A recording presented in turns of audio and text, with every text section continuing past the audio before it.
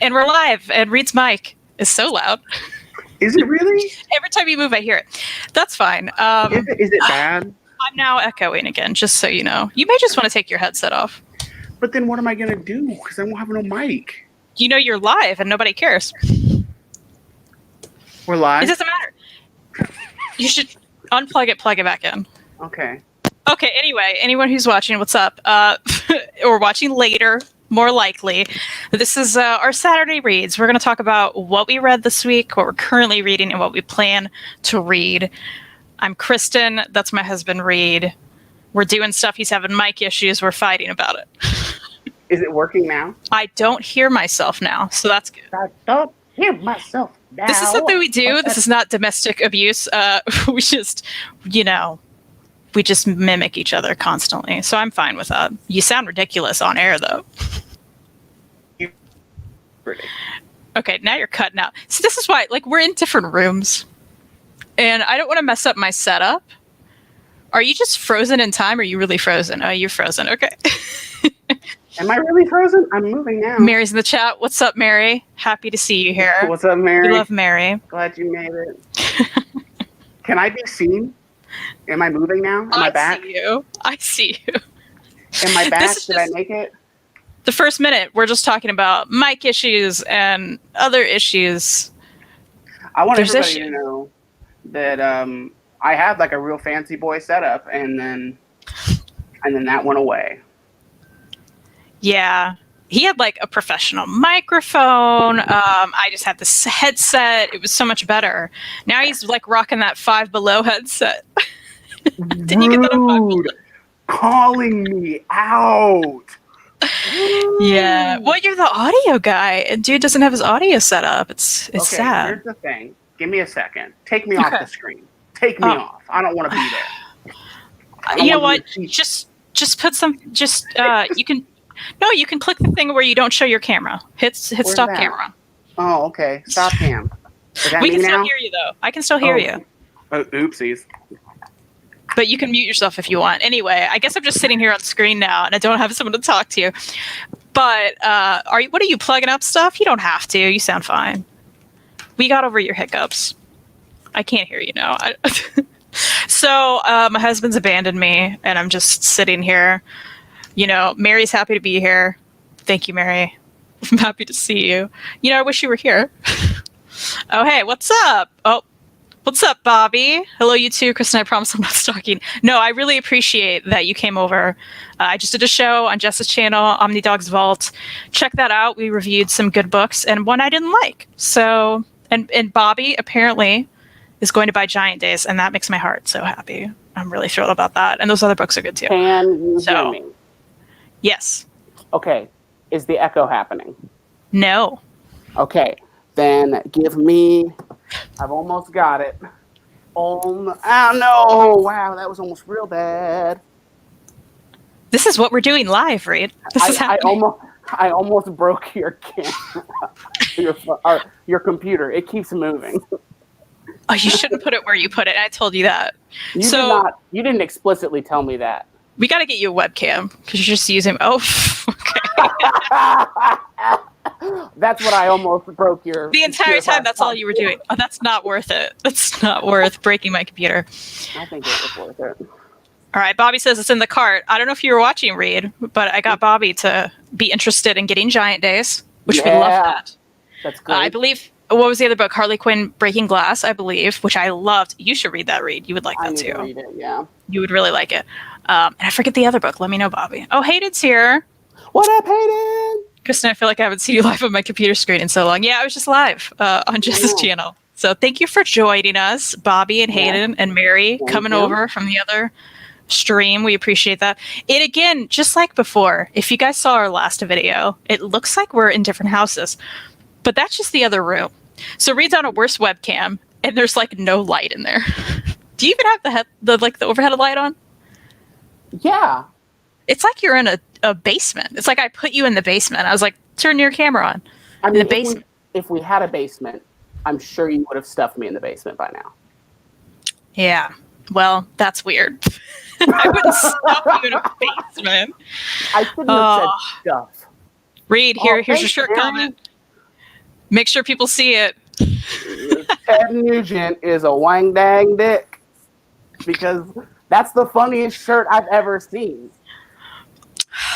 Yeah, that's Reid. He's doing it. The only other one I almost bought, which I didn't get because I don't agree with it. I agree with this statement. Was the "Blow It Out Your Ass" Morrissey shirt, which just sounds funny, but like that's funny. It's funny, but funny. I'm like the Smiths, you know. Ted Nugent.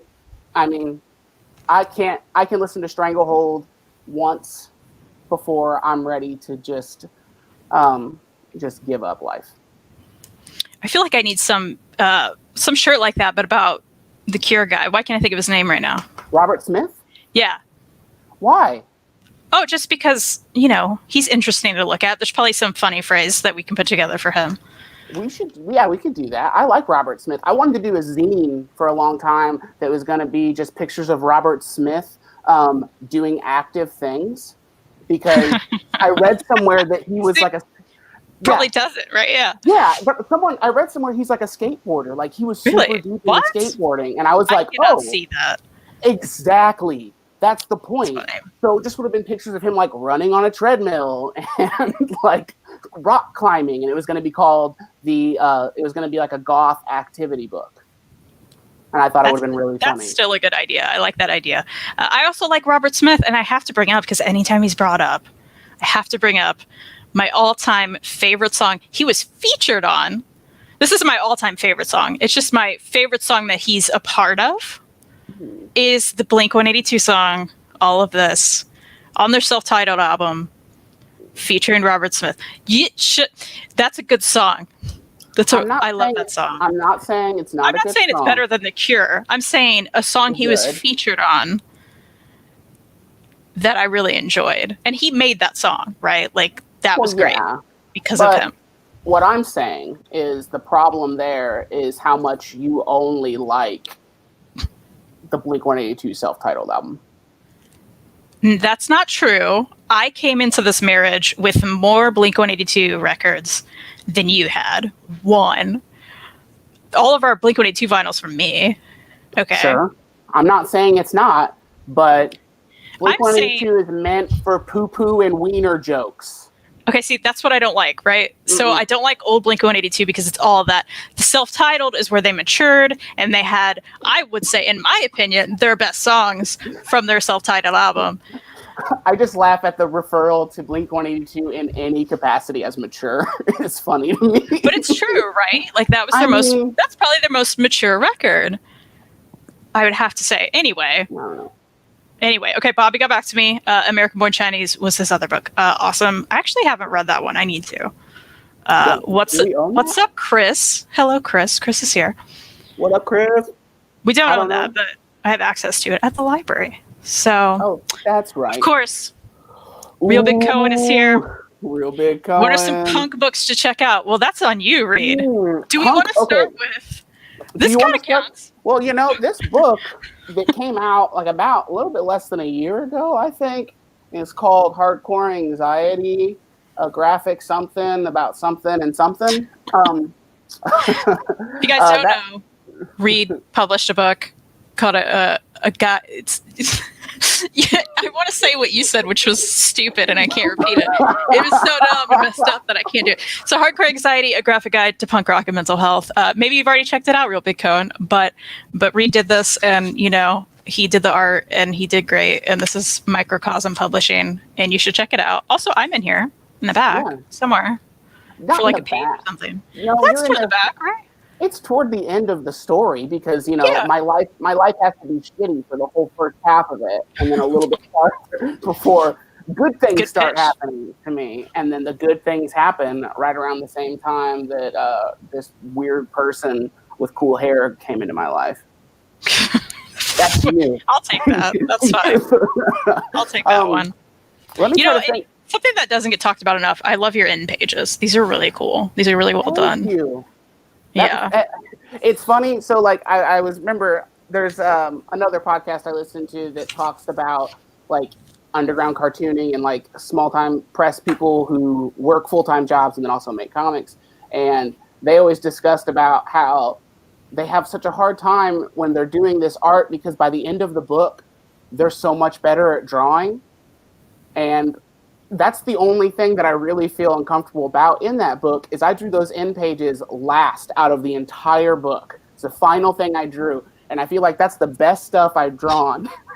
They look really good. Yeah. They look way better than the rest of the book. And I'm always like, oh, man. Well, and that's a good thing, too, right? So that was your first book, and you're coming out. I thought it would be this is not a Reid interview, but he's asking about punk books, and I feel like this is related. You're coming out. That's all I do.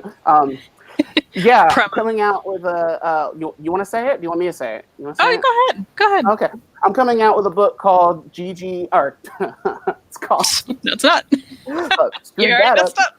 Man, pitch gone. Let's just start over. Let's just take it down. Okay, let me just.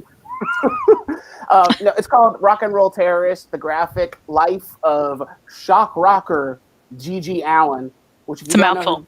Yeah, it's a lot. There's a lot of words that have to happen in order to make that book tell you what it is because it's a lot of things. But that book is actually available for pre-order now through Microcosm, and you can, if you do pre-order it, and you send me a message on Instagram proving that you had ordered it, you can win this piece of original artwork. It'll be one of a kind. Hey, almost lost the computer again. How about that? I was like, how did it move on its own? It's fun. But yeah, it's an homage to the Fantastic Hulk annual #1 drawn by Mr. Steranko, the self-proclaimed best-dressed man in comics. And he is. Boy, is he. Turtleneck and it's a look. Blazer. It is a look. I love it. Yeah, it's a good one.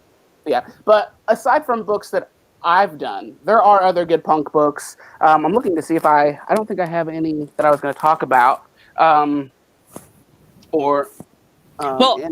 while you say that, you guys should pre-order his book. One, this is all independent, right? Microcosm is a great publisher. They're very small, and they're out of Portland. So you are supporting a super indie publisher. You're supporting Reid, who's entirely independent. He has a car job during the day. Okay, I won't tell them what you do, but you do car things, right? I mean, I don't. No, you can tell. I don't work on cars. No, you don't. Good. I said you do car things, not you work on them. That sounds like I manage a parts department there. There you go. It's a big boy job. Yeah, like your fancy boy. If I wouldn't say fancy. It's not a fancy job. Anyway, I have to mention about this book. If that's not reason enough and you're interested, I didn't know who G.G. Allen was before this, but I have an extreme interest in like true crime and crazy stuff. So when Reid told me about this book and who he was, and I was like, oh, this is crazy. I'll be interested in reading this. Even if I wasn't married to him, I'd be like, oh, I'm going to check this out. And it is really great. And guess what, guys? Iggy Pop read his book and loved his book. There's a quote right on the cover of him praising his book. So if everything else didn't get you to want to pre-order it, I don't know what will, right? That's true. It's very true. The only book that's within my reach, and honestly, I will say, Mr. Real Big Cohen, they don't have a whole lot of like really good punk related comics out there that I can directly state are like full on punk. I would say that about anything small press and underground or alternative is probably influenced by punk rock because that's just where all of the creators kind of built out of. There's a lot of metal that I've found. Like the only one that I can reach is Doom Boy, which both me and Kristan have read and absolutely loved. This is a fantastic. Yeah, that was actually a recommendation from Jess at Omni Dogs Vault. Yeah, that's true. Yes, he also loved that. And it's just super cute. And like the art is like, I mean, maybe cute's not the right word, but it is. It's like super simplified and just really neat, kind of painted almost, even though I think it's digital coloring. But it's I wouldn't say it's cute though. It's not a cute story. It's a very deep story. It is. That's very true. I really enjoyed that one. And yeah, it is about a guy who's a musician, and music is really the central element of that. I would also throw in Cody and the Creepies. That's a good one. That is a really good one. It's a boom title we both loved. That doesn't get enough love. It's just one trade, one and done. What's her name? Liz Prince wrote it. Liz Prince wrote it. Did she do the art? She did the art, right? No, she didn't do the art. No? I forget who. Somebody did the art that I've never seen before, and I think they're from like a mini comic background because that's where Liz Prince is from as well. I really like the art too. Yeah, the art was super cool.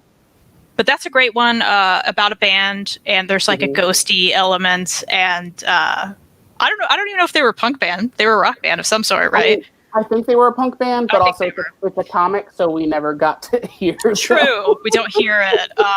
But that's a really great one that immediately comes to mind for me. Sure. I was going to say the only other one is Murder Falcon. Yeah. And that's again almost purely metal, but there's crossover in that, and it's a really, really, really good one. That's great. It's probably my favorite book. It's definitely in my top 5 favorite comics of all time, and definitely my favorite comic I've read within the past 5 years. Absolutely. It's brilliant. If anyone happens to not have read it by now, but I will also say 2 comics that come to mind that are sort of influenced by punk. I would say Street Angel, Jim Rugg. Absolutely. Yep, I've got that here. Yeah, you have one of those. Those come out in like these thin, tall, oversized. Yeah, don't drop my computer. Yeah, they're really nice.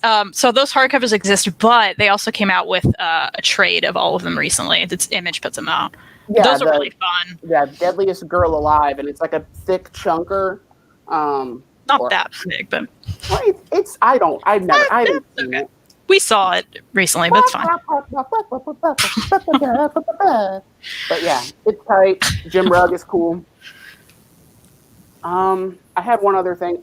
Something that someone has mentioned to me multiple times, and that Kristan has bought for me, and I have not read, is Punk's Not Dead.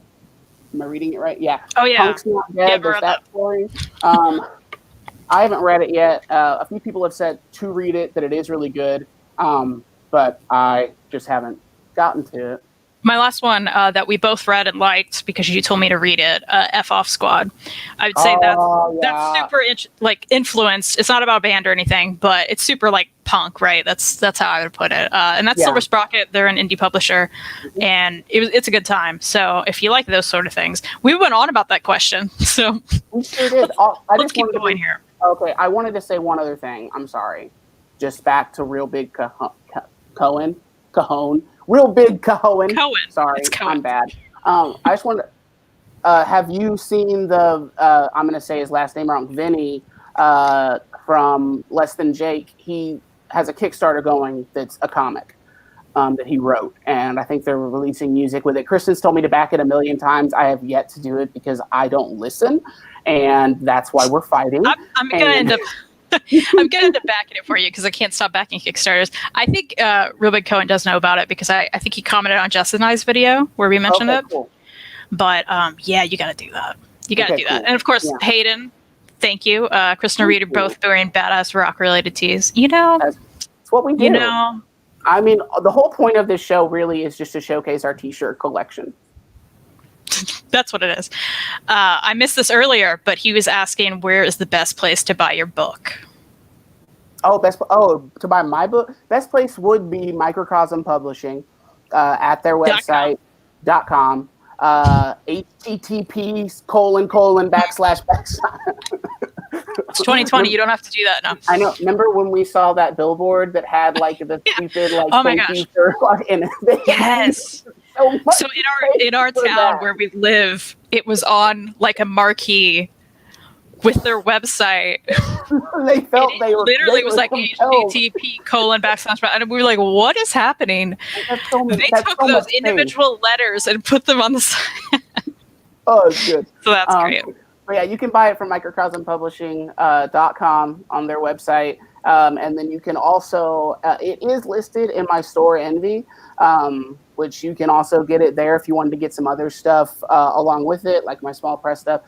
I'm waiting on orders right now, or waiting on books to get into me right now, which has taken a little longer than I'd like it to. So don't. Because there's stuff happening with USPS and it's COVID a lot and of such. stuff. Yes.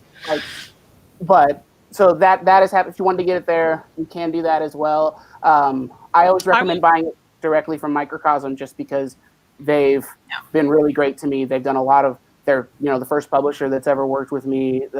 They've really helped me in a lot of ways, even like start being able to do this. So that supports them as well as supports me in a really good way. Well, and I will say, when you get it from Microcosm, so if you right now go check out Hardcore Anxiety, they have a really cool sliding pay scale. Mm-hmm. Do they still have that right now with pandemic and everything? Yeah. I think there's also apparently some slightly damaged books that you can buy from them for like $5 off. I don't know how slightly damaged they are. I do know they had like a pallet of books when my book came in that was just like smashed to horrible. Jeez. Like it looked really terrible in the pictures, but my books came straight to me from the printer. They didn't go to them. So mine are perfect, which I mean, except now that they probably have Buffy sat in that box earlier and slept in there, so they probably got some cat hair or some Buffy residue. That's weird. She drools a little bit sometimes. I think that's what you mean. That wasn't a good. Can we start over? Let's keep going. Hayden says he just found out that Amazon stocks Reid's books. It's true, but I will tell you this, Hayden. If you buy the book from Amazon, in the indicia page on the inside, it says, "We feel sorry for you if you bought this on Amazon because you could have bought it directly from us and supported a badass publisher." They actually put that I will read you directly what it says, because I read this and I thought it was hilarious too. "If you bought this on Amazon, we're so sorry because you could have gotten it cheaper and supported a small independent publisher at microcosm.pub." Yeah, so that's great. The reason for that specifically, Microcosm a while back, it's on Amazon due to a separate supplier that I think is like Comics with an X Publishing or something, or Journalism or something like that. So it's a separate supplier. Microcosm actually severed ties with Amazon because of how difficult they were to work with, and basically how it doesn't really allow a lot of publishers to make any money, especially very like small independent ones. So that's the only reason it's on Amazon. But I will say Hayden's in the UK. Oh, that's true. There may be some difficulties getting it straight from the publisher. So we, I'm sure Reid would be happy if you got it from Amazon UK. If you couldn't get it somewhere else, or it was the easiest way, like totally understandable. Yeah, you can buy it from my shop, and I'll send it to you. Store Envy. Just Google Store Envy Reid Chancellor. Yeah, that's the easiest way. Yeah, I'll put it in the description box too. Yeah, try to go to the actual Store Envy website, not the marketplace. Like it'll be actually like storeenvy.reidchancellor or something like that. I'll make sure we have the right link in there, because the marketplace is different, and sometimes Store Envy gets like a cut of that, and so you end up paying a little more, which is stupid, and I don't want that to happen. Hope they're not watching this. They're not, but Mary is, and she just placed her pre-order. That's awesome, Mary. Thank you so much. This is going to look really, if you win, this is going to look really good, like above your bed. Fantastic. Yes, please enter the contest, Mary. I love Real Big Cohen. Oh gosh, Gigi Allen. That's a great face. That is a perfect reaction. That would have been Kristen's idea for the title was supposed to be Gigi Allen. Yikes. Yeah, that's right. I was like, you should call it. Yeah, definitely. It would have been a good title. Hayden says, so Amazon has pre-orders of Rock and Roll Terra's color in an activity book. I need to know more. Here you go, Reid. Well, it's exactly like it says.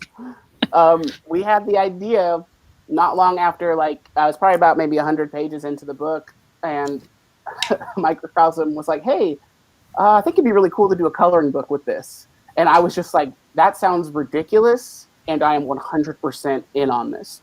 And right away, we just were like, all right, that's what we're going to do. So there's like pages from the graphic novel, as well as some separate illustrations and things like that are for coloring, paired along with actually like telling somewhat of the narrative of Gigi's life, just in a very less detailed way than the graphic novel, obviously. So it does tell some of the story with it, to make sure that not everyone's like, oh, there's a coloring book about this monster, like crazy bad person.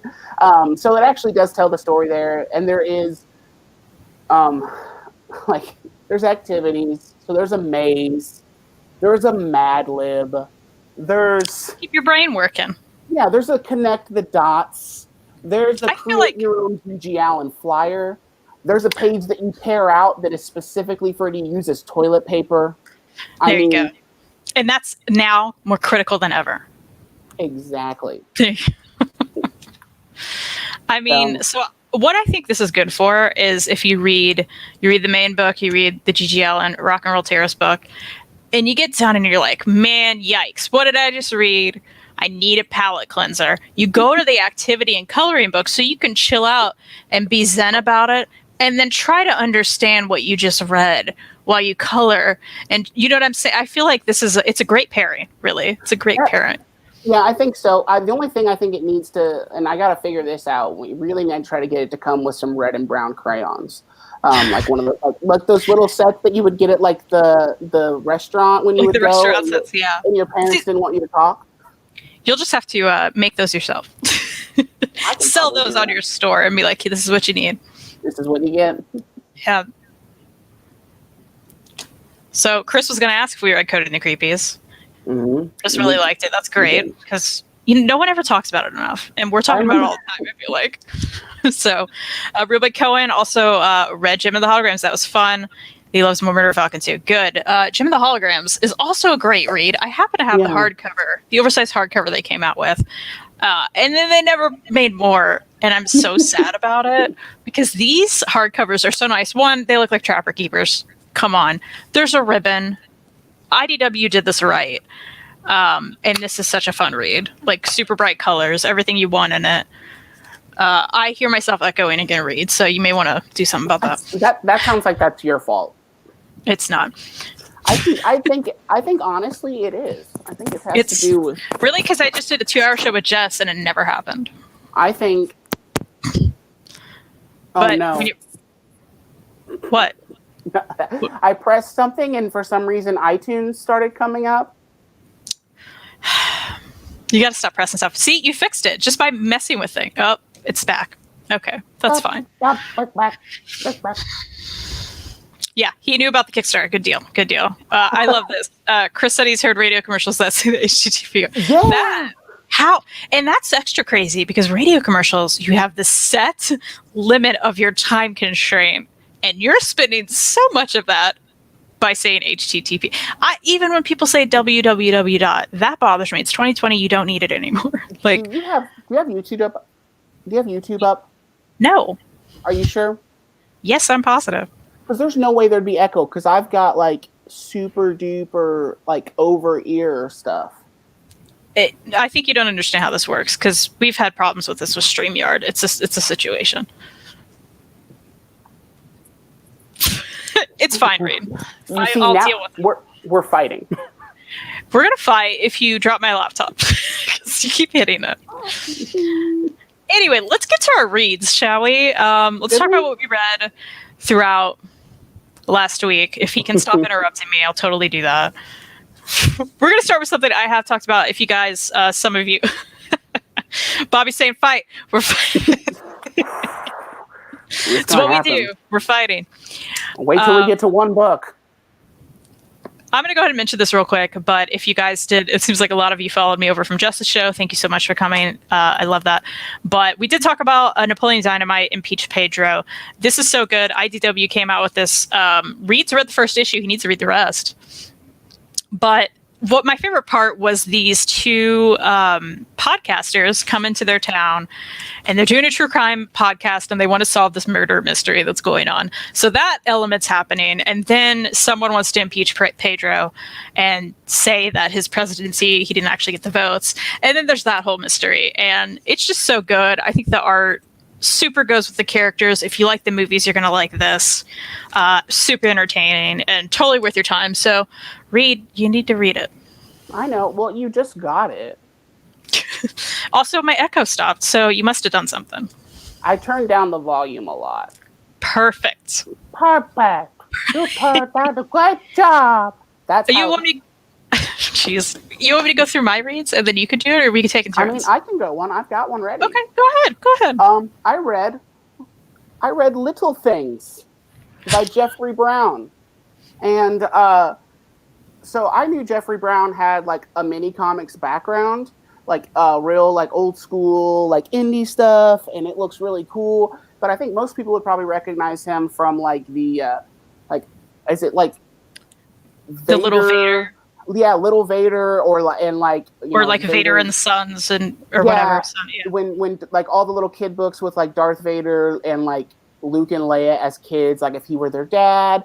And he's done a lot of like children's illustration stuff, but what he did before that was like all sorts of mini comics. He was a big SPX guy and did a lot of stuff, and then he started making those books and made money, which is good for him. And I really liked it. It can kind of be summed up as sort of, I think, what does he say? At the very beginning of the book, the introduction is literally him being like, they're autobiographical like other books, but they're not just about relationships. I mean, there's stuff about relationships, but not all stuff about relationships. I don't know. It's a collection of stories. And that's pretty much it. It was a chunker. It was a little chunky. Like, it's a good baby. So check it out. Because Jeff, I did like it. I enjoyed this. Yes.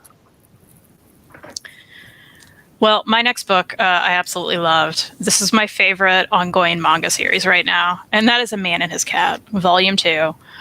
These volumes make me so happy. It's about a man, his wife, unfortunately, he has his own tragedy. She passes away, and she always loved cats. And there's a lot of like flashbacks to when they're together, and she'll see a cat on the street and get excited and whatever. So before she died, he was like, we should get a cat. And they just never did before she passed, unfortunately.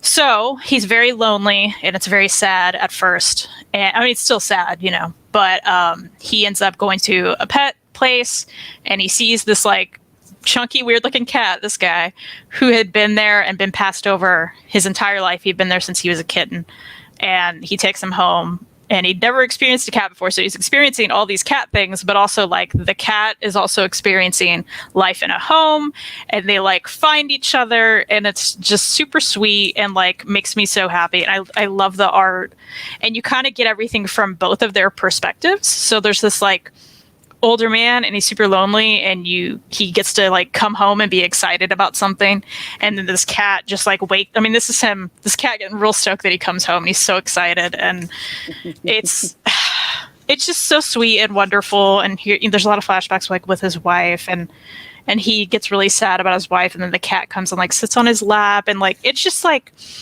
I feel like anyone, I've said it a million times, but anyone with pets who loves their pets, of course you love your pets, would love this book. I mean, it's so heartwarming, and it makes me so happy. And these volumes are really nice volumes, like nice thick cardstock. Square Enix is putting these out, worth every penny. These are amazing 5-star reads every time for me.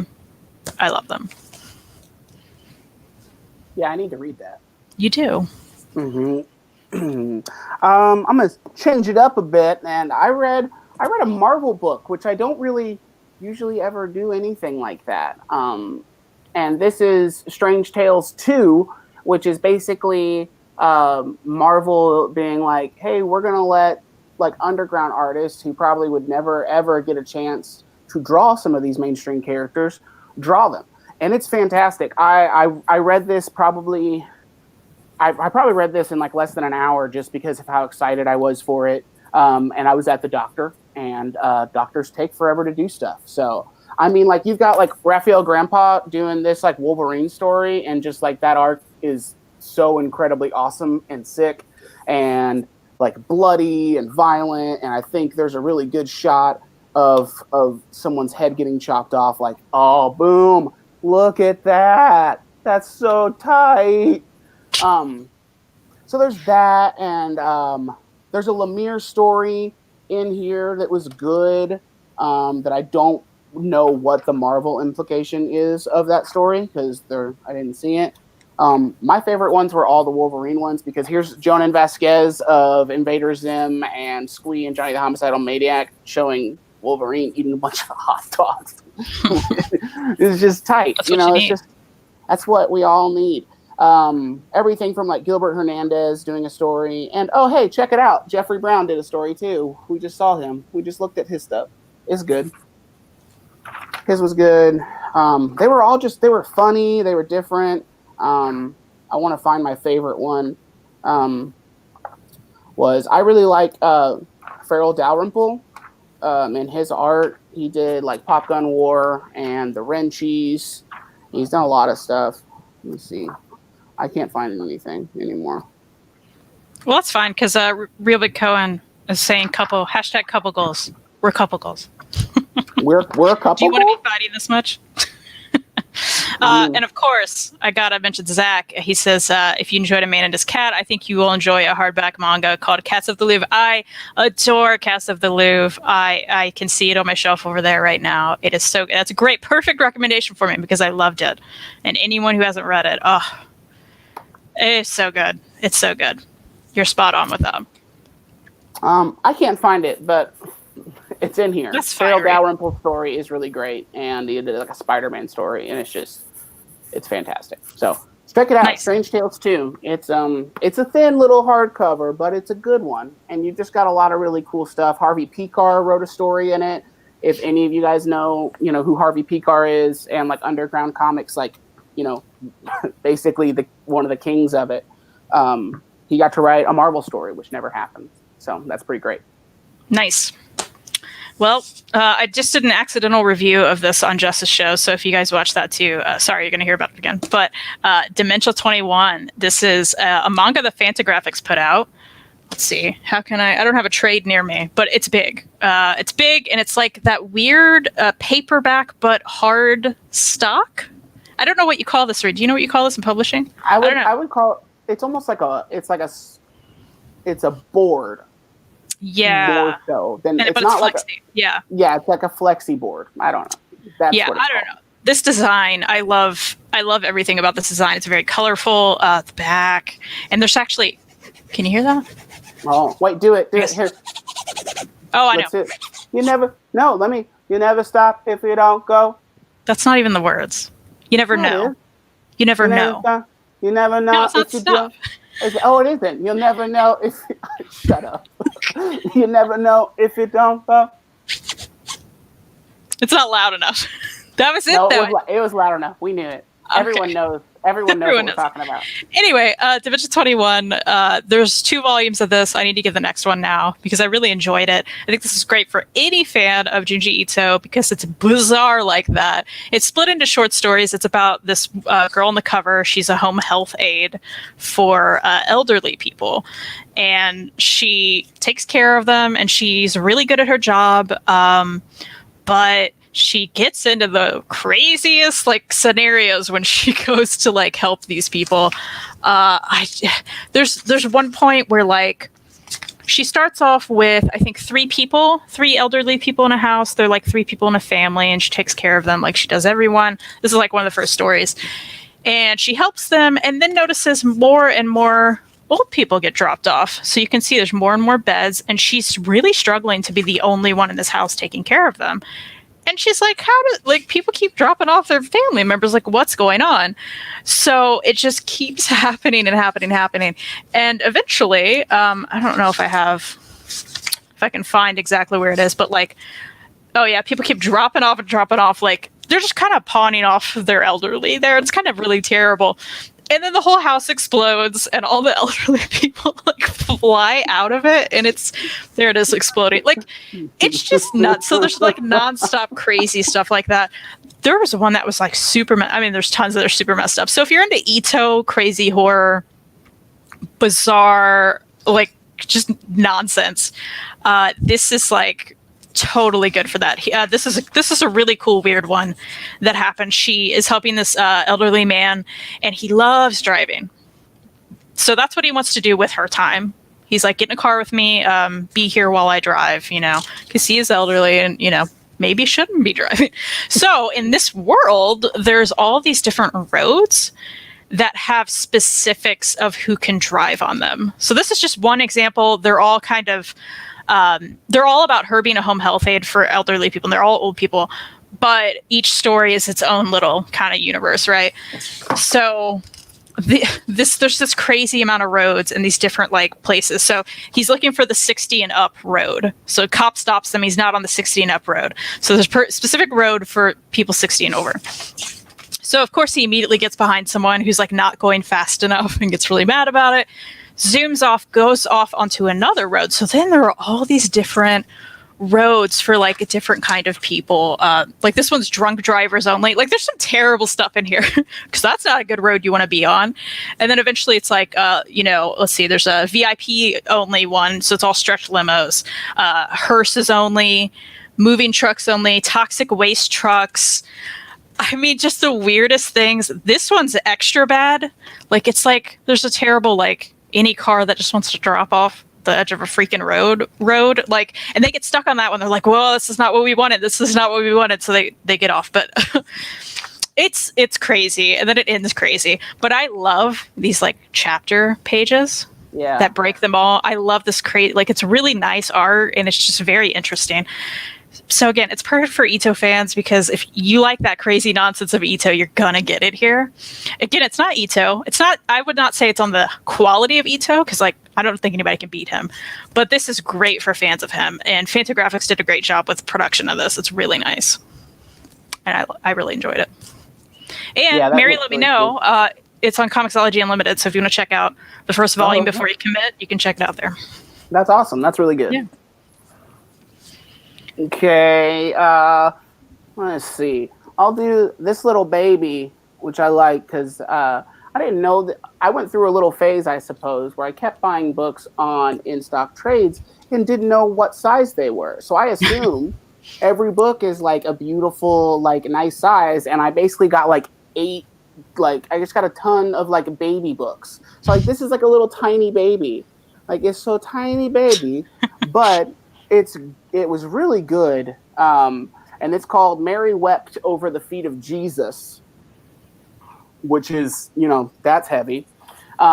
It's prostitution and religious obedience in the Bible. And so this is really, really like, if you have a religious background or if like you know anything of like just like rough Bible stories and you want to hear them told in a completely different light and like through like a different lens, it's incredibly fascinating because it basically shows the life of Jesus and all these biblical stories that are essentially like incredibly like pro women and incredibly like not quite to the point of like feminist, but like, just definitely in such a much like brighter light. Like they're the reason for this existence, going back to one of the books of the Bible, they talk about how they list off Jesus's genealogy and his history, and they list women, which no one ever did because the only thing that mattered was the name of the man going down, especially in that culture.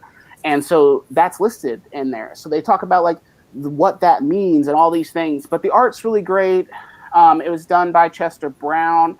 There are a lot of boobies in it, but they're like super cartoony. So I'm trying to find stuff. So like that's the art. Just looks like it's just real simple and clean.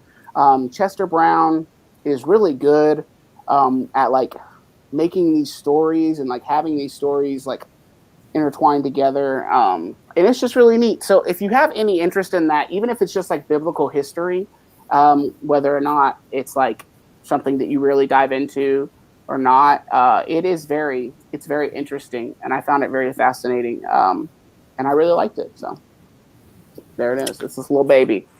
Good deal. Oh, Reid. You gotta stop. You need to move it. Just move it. We'll see. All right. You go ahead and go. Yeah, well, I'm going to mention Real Big Cohen said cardstock. Yeah, it's kind of cardstocky, but like more flexible than that. Cardstock is kind of flexible, I guess. Zach says that looks cool. Thanks for suggesting it. I believe he's talking about Dementia 21. Yeah, it's crazy time. So, heads up. Are you moving that? Is that what you're doing? Yes. Okay. I'm going to talk about the new Naoki Urasawa book that came out. It's one and done. I was very much looking forward to this. I read this. You know what? I liked it for what it was. I would say it's a solid, I liked it. For Urasawa, usually I'm loving it. And I I just didn't. I think maybe because it was one and done, and maybe it needed to be longer. I believe there's some kind of like story about like how I feel like someone said he got commissioned to do it. I don't know. It's still good Urasawa, because everything is, right, that he does. And it was like worth it. And there's some weird, like, let me find, there's some color pages of it, I think. Hold on. There's a character who is the American president, who's a woman, but she looks like this. So that's interesting. So there are some fascinating, like, political elements to this that I never thought I'd see in an Urasawa book. So, and these are really nice. It's a really nice volume. But I'd say if you've never checked out Urasawa, pick up Monster, pick up Pluto. Do that before you pick this up. But if you're a big Urasawa fan, you're going to enjoy this just fine. But I thought it was, kind of middle of the road. I liked it. Yeah. That's how I felt. You moved it. Good job. Is this better? Yeah, it is better. Is it? I don't know. Yeah, you can see your Gary Busey picture. You can see the Jonas Brothers over there, your Elvis Costello, and the pin board. It's perfect. That's true. You can't see that. You can also see all of Kristen's crap. That's my crap behind you, yep. That's all her crap. Well, I only have one other book that I read, and it's the one that could potentially make a very long discussion. So, well, I got to mention, Bobby said that page is horrifying. Yes. Yes, it was. That color page was quite something. Yeah, let's talk about that. That is the last book I want to talk about as well, as far as what we've read. So go ahead. Show it. You want me to? Okay. Show it. All right, so me and Kristen. Well, okay, no, Kristen read. You read this a long time ago. It's been a while, but she read A Contract with the God by Will Eisner. If you don't know who Will Eisner is, I would say he's the greatest cartoonist ever. Basically like the inventor of the graphic novel, which is this book essentially. At the time when it came out, which was 1978, people hadn't really made something like this. And it's a full, it's a story within a lot of different elements. The art I really love. It's super like old school cartoon.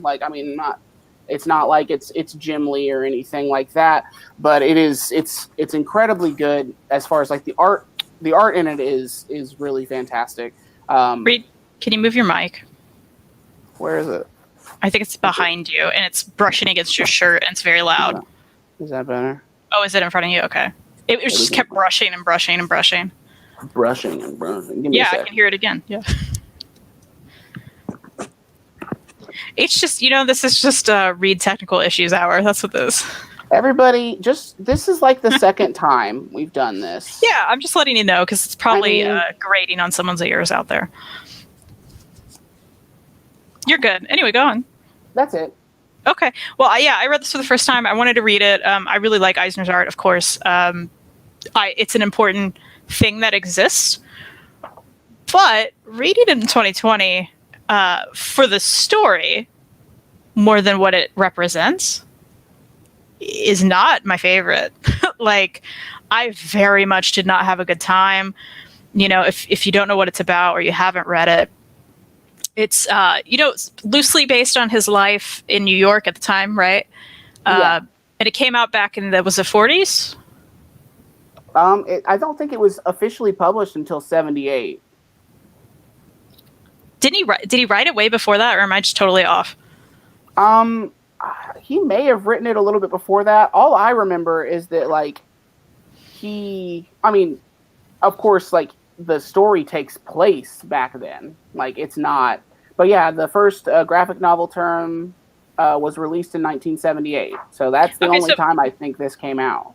Well, maybe it just feels like ancient times because of what I've read in there, but it's just a lot of horrific people doing horrible things. I mean, that's how I can sum it up best, right?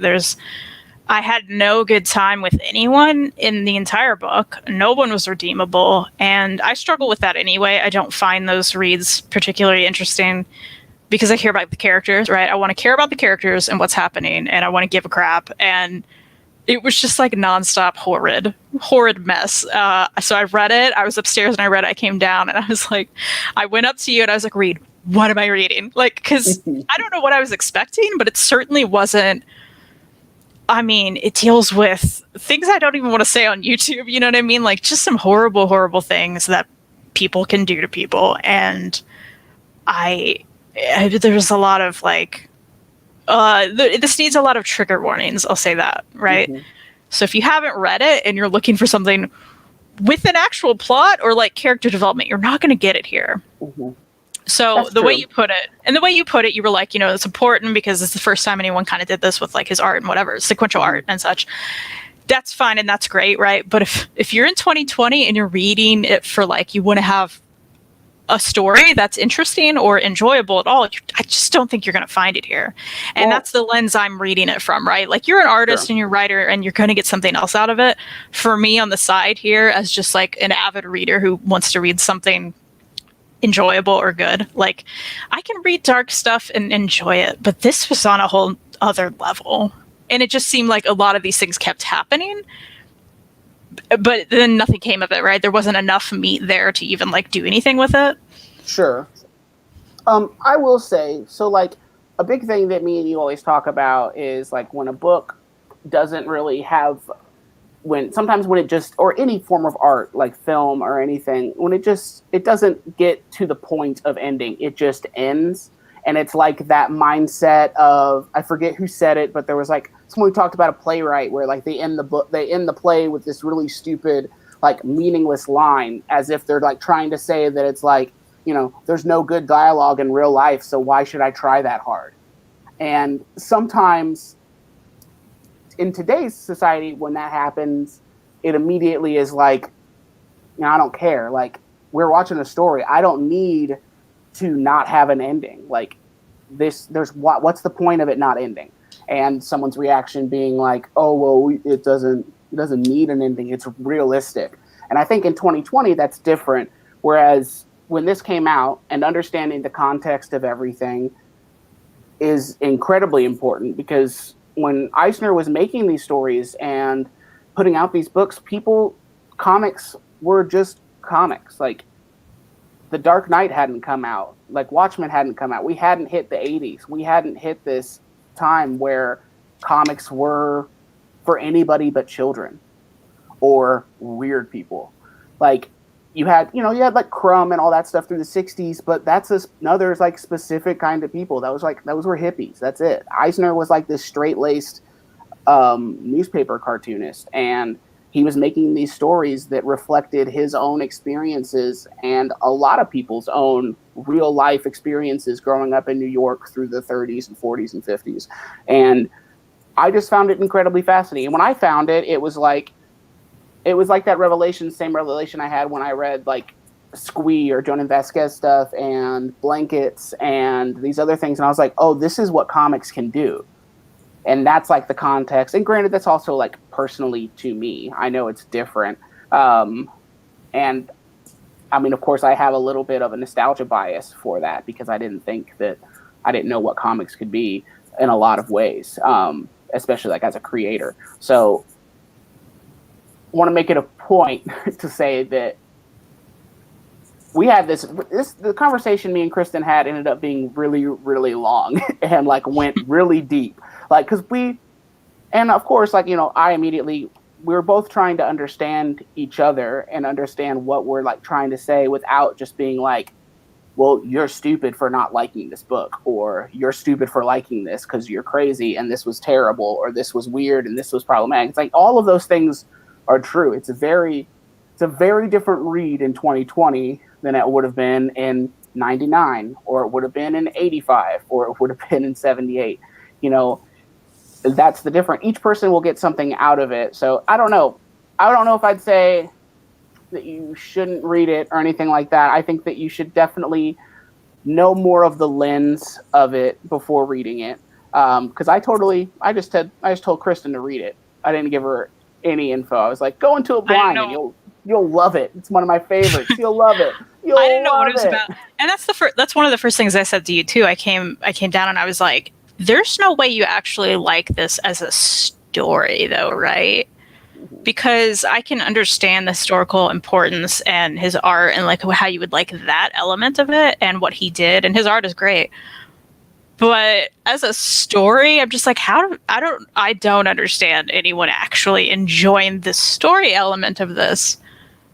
But I reviewed it on GoodReids after. There's tons of people who are like, brilliant, best thing ever, great story. And I'm like, all right. Like, so I'm in the minority here, and I can't wrap my head around it, you know? Well, and then I will also say, like, to so many people, especially before even, let's just say, the last 15 years, like, who were comics for, quote unquote? Like, you look back on all of these things, and like I said, it's before Dark Knight. So it's before what people consider to be the first ever comic book that was for not just little kids. So it's before the Dark Knight, it's before Watchmen, it's before all of these incredibly like important, drastic, dramatic works. And this was all that was there before it. And I think understanding that context helps you realize, oh, I see where Frank Miller got that. I can see where Dave Gibbons and Alan Moore got those things. Granted, there are things in both of those books that are incredibly problematic now today that I would not think should be, that context, again, it does kind of matter under certain something. I don't know. I lost it. Well, and Real Big Cohen, he makes a good point too. Really needs to read it. Comes from a Jewish family that lived in NYC from the late 1800s till 1980s. And I mean, that is certainly a big element of it too. And I think that was the most interesting part as a storytelling device for me, right? Because there was a part that was specifically a Jewish man, and you experienced that. And that's really that main contract with God story, right? The bulk of it. And then the rest was all of these tenants, right? From the same like building. And those are the ones I had more of an issue with. Like, I think I understood the beginning and the main bulk of that more than like these other little stories, which were kind of just horrific incidents, right? One after another after another. I'm talking like child abuse and like literal throwing of babies and sexual violence against women. Just like a lot of stuff that was really hard to stomach. So I do think that's something you also need to be aware of in 2020, that those things are depicted and it sucks. And yes, those things happen and people are out there, but that's more of the issue. And those stories also weren't quite fleshed out, right? They were pretty quick, and they were just like little vignettes of like these people's lives. And it didn't get anything from that. Yeah, versus that first story with the Jewish man, I think like that, I understood that was more fleshed out, and there was more to that. Because that was also based on his life in particular, right? Because he lost his child, right? And that they went into that whole thing, and that's terrible. So that part actually had something more than the rest, I feel like, as far as a storytelling device. Yeah. The only and we don't have to talk about it for a million years on it, but I do think the biggest criticism that I will get, and what helped me understand and agree with you on so many points with it, was that this, at the time, may have been a huge step. And I think understanding the context and the importance of it at that time is very, very, like, that's crucial. But if it doesn't advance the storyline culturally, if it doesn't help us understand and realize what these issues are as a society, as a culture, then it's not doing its full job. And it's hard because this is stuck in that same time period. It's stuck in 78. Like, no one's going to read this in 2020 without thinking about what happened the 50 years after that. And what changed. So that's the hardest thing about going back and watching anything that's old, because, I watched The Graduate when I was a freshman in high school, and then if I were to watch The Graduate now, I'd be like, what the hell am I watching? Well, here's a good example between us too. I had never seen Big when we started dating, and you were like, oh, it's one of my favorite movies, you have to watch this. And I watched it and I was like, what are we watching? Like, it really creeped me out. Yeah. Years and years after it came out, watching it then for the first time. It's like, that didn't age well. There's so many things that don't age well. But I think there are universal classics that have held up, I'd say, better than this one, right? I don't know. And maybe that's just me. But, yeah. Well, and then also, like, we even talked about like the Don Rosa stuff, or not the Don Rosa, the Carl Barks stuff. Where there's the way Fantagraphics put those out. Yeah. Because those are so old, right? Of course, there's a lot of cultural insensitivities and racial insensitivities. They're really bad stuff.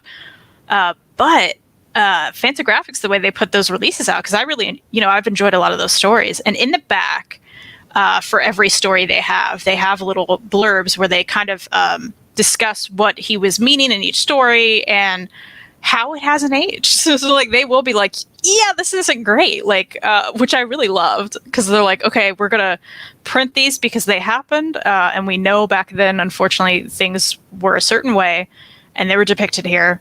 So we're going to tell you about that too, which I think is really cool.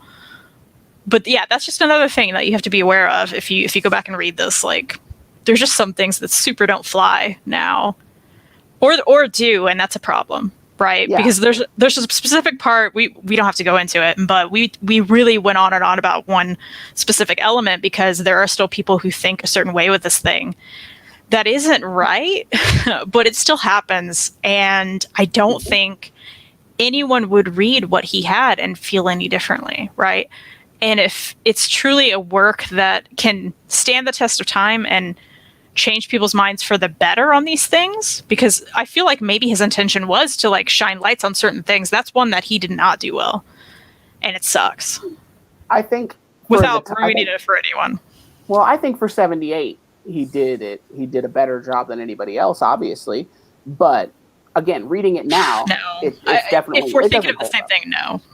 Oh well, okay, not on that. I'm sorry. Yeah, you know what I'm talking about. Yeah, sorry. Okay.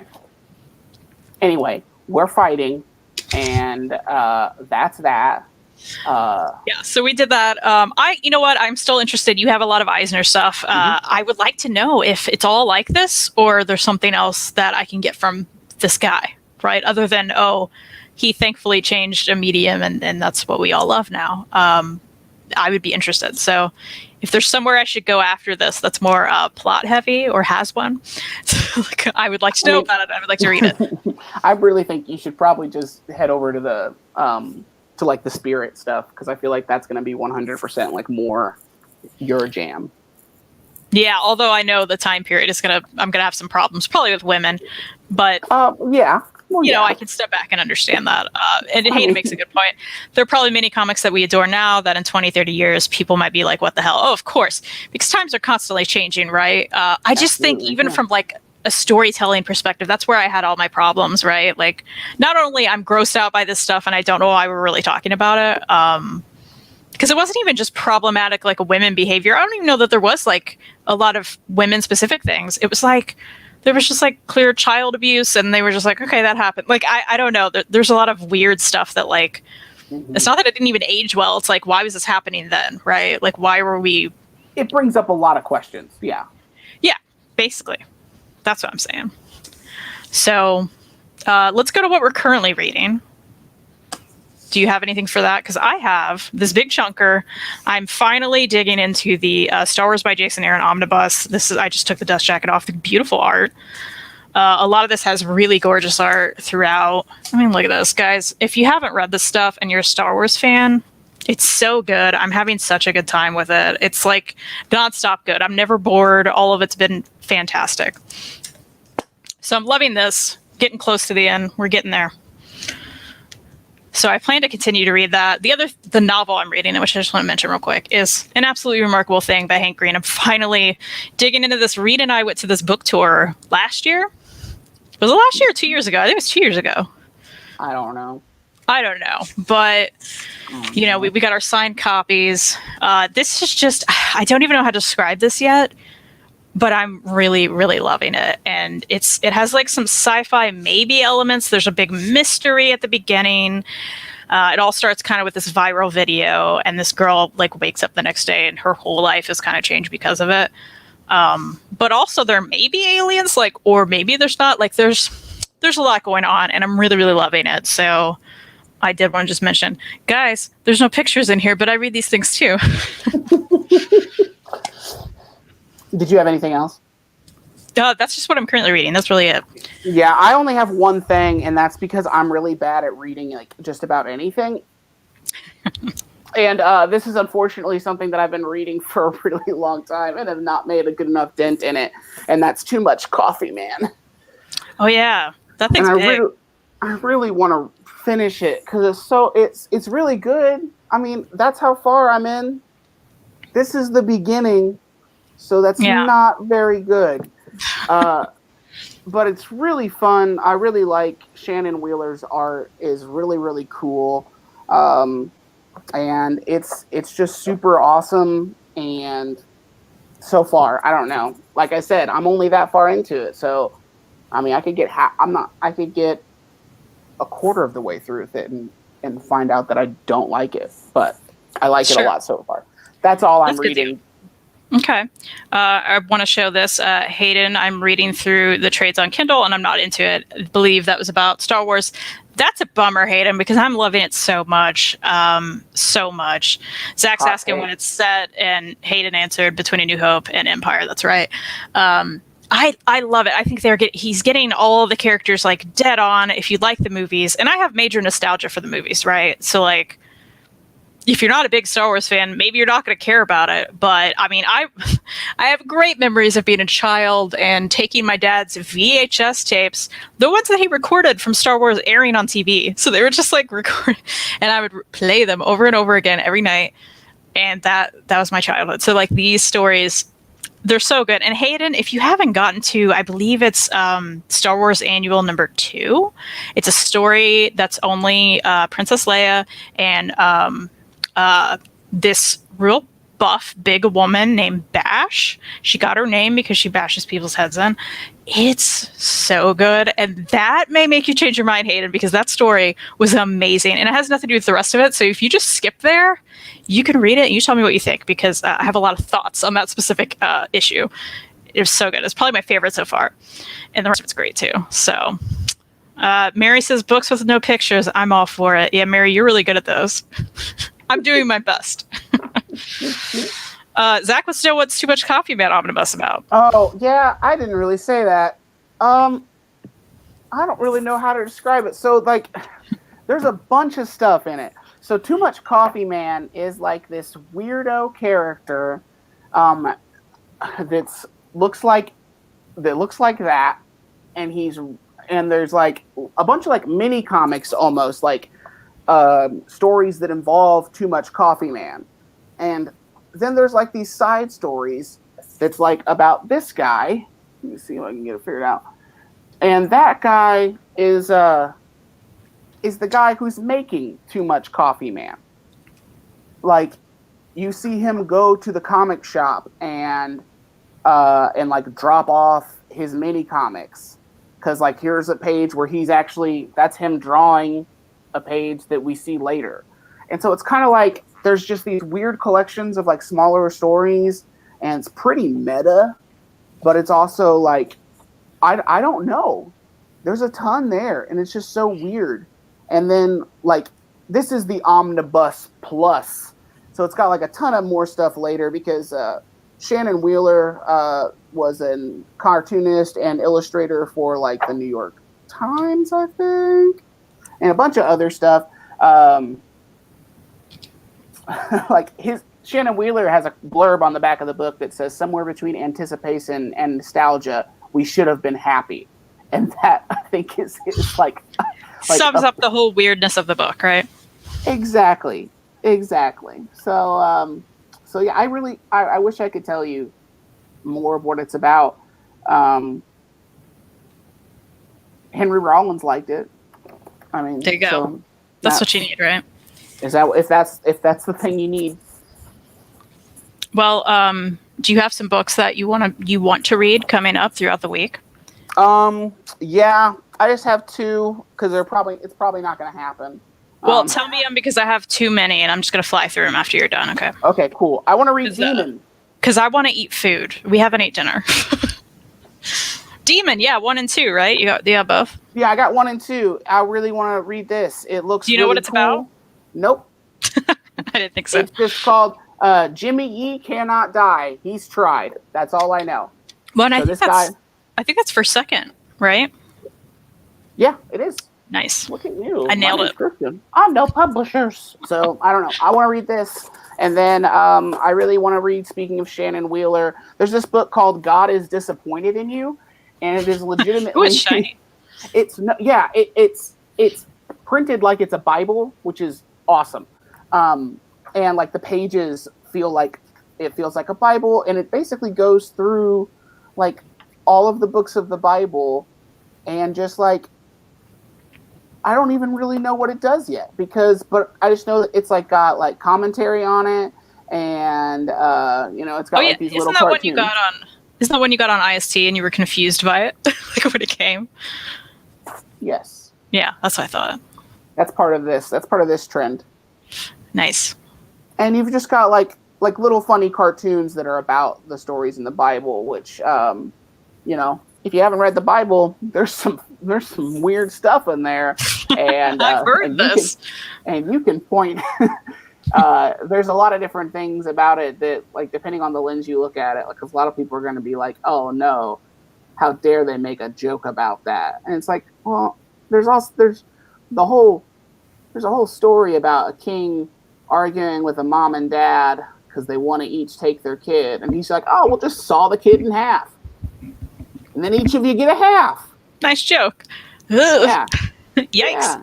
You see, like, there's that kind of stuff, and so anyway. Well, I have an overly ambitious TBR around here, which is my TB Red pile. That's probably not happening, but because I do want to finish Star Wars, which I just mentioned, I'm going to do that first. However, I've been working overnights this week. I'm going back to my regular schedule coming up Monday. And like I got off this morning, right? I worked a lot this morning. I'm very tired still.